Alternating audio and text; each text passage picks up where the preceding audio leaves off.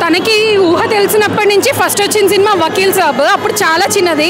Next Bheemla Naik వచ్చిందండి, అప్పుడు కూడా ఇలానే అందులో పవన్ కళ్యాణ్ పోలీస్ అని తను అలా రెడీ అయ్యి వచ్చింది. నెక్స్ట్ బ్రో మూవీ వచ్చింది, అప్పుడు కూడా అందులో ఆయన ఎలా ఉంటారు, ఆయన ఏం లాకెట్ వేసుకుంటారు అన్నీ అలా రెడీ అయ్యి వచ్చింది. ఇప్పుడు గబ్బర్ సింగ్కి కూడా తను అలాగే వచ్చింది.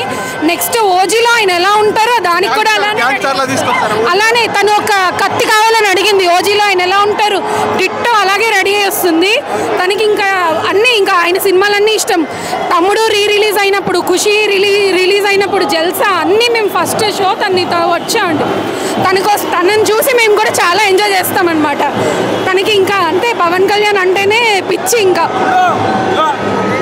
ఇది నువ్వు బ్రో మూవీ ఎన్నిసార్లు చూసావు ఇప్పటికి? 28 times.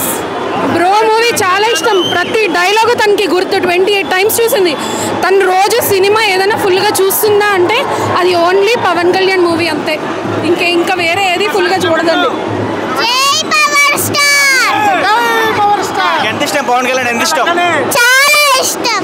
పవన్ కళ్యాణ్ ఫ్యాన్ అని తనకు అలా ఏం చెప్పలేదు, కానీ మరి ఏంటో తెలియదు. తను అందరికన్నా తనకి పవన్ కళ్యాణ్ ఫ్యాన్స్ అంతే సార్, అంతే. పవన్ కళ్యాణ్ తనకు చాలా ఇష్టం అంతే.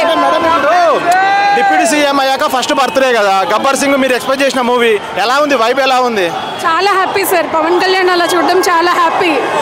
మా అమ్మాయి ఏపీ ఎలక్షన్స్లో కూడా పవన్ కళ్యాణ్ గెలవాలి అని ఫుల్ ఎదురు చూసింది. గెలిచిన తర్వాత మేము ఫుల్ సెలబ్రేట్ చేసుకున్నాం. ఆ రోజు కూడా తను క్రాకర్స్ కాల్చింది, మొత్తం అందరినీ ఇన్వైట్ చేసింది. ఆ రోజంతా చాలా హ్యాపీగా సెలబ్రేట్ చేసుకుంది సార్.